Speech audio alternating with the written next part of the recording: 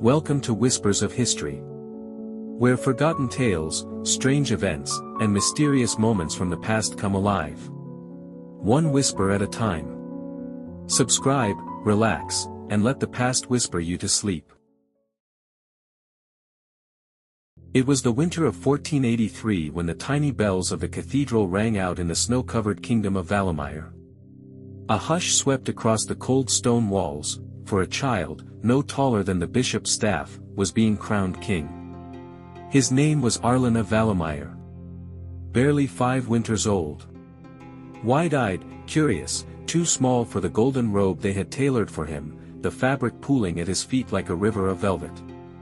As the crown was lowered onto his soft curls, the archbishop whispered a Latin blessing, and for a moment, the world seemed to hold its breath. The people cheered softly, not out of joy, but respect. Or perhaps fear. For Arlen was the last of the House of Corval, a royal line rumored to be protected by old magic. The Castle Valemire was a strange place.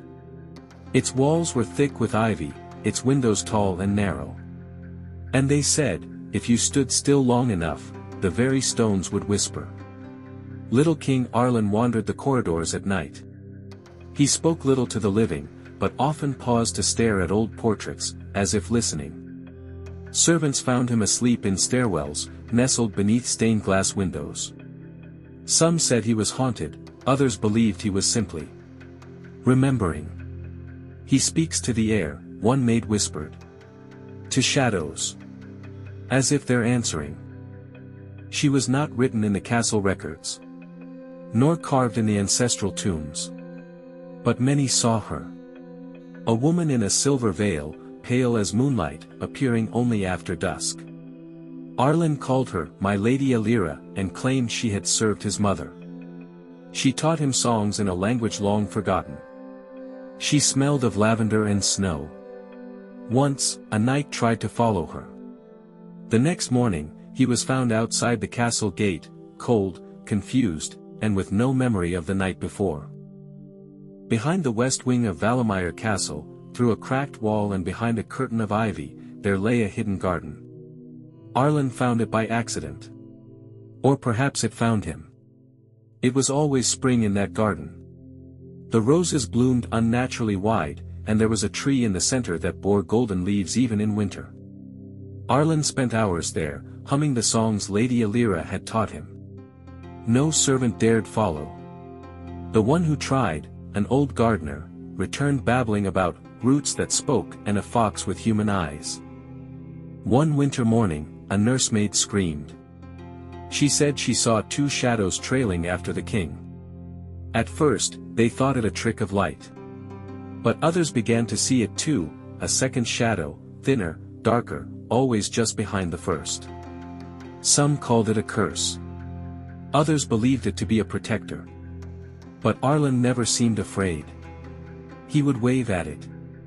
Smile at it. As if it were an old friend. The crown of Valemire was not an ordinary one. Made from an ancient alloy and set with dull green stones, it was said to hum faintly in the presence of truth. When placed on Arlen's head, the crown sometimes sang. The note was low, almost inaudible, but unmistakable.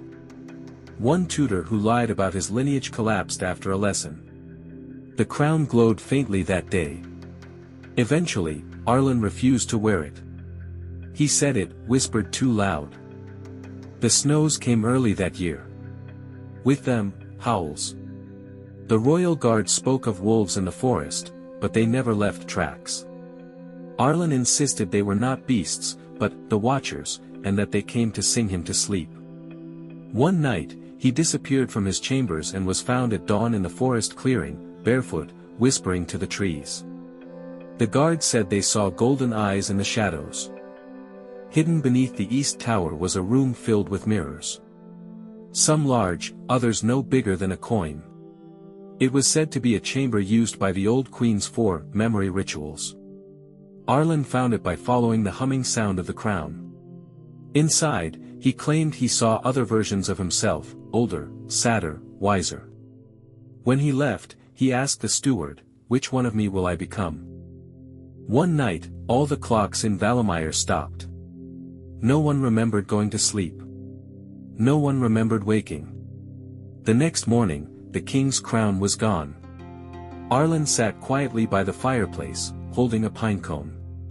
When asked where the crown had gone, he simply said, "It went back to the hill." No hill was found. The night before his 10th birthday, Arlen vanished. The guards saw nothing. The doors remained locked. The silver veil of Lady Alira was found folded neatly at the edge of his bed. Some say he became a star. Others say he returned to the garden beneath the castle. No body. No farewell. Just silence. And the sound of a crown humming somewhere deep below. For centuries, they told stories of the boy king who vanished. Children swore he appeared in their dreams, offering riddles and silver coins. 1,000 versions of his tale exist. Some say he lives in the roots of the golden tree. Others say he walks the corridors at night, still small, still crowned. But all agree on one thing: he was not an ordinary boy. Once every 100 years, it is said, a child is born with Arlen's mark, a tiny crown-shaped birthmark behind the left ear. In a quiet village far from Valemire, a boy now 5 winters old has begun to speak in ancient tongues. He dreams of golden trees. And sometimes, he hums a tune no one taught him. Another whisper from the past, now fading into the night. Thanks for listening. Subscribe for more sleepy stories from history. And until next time,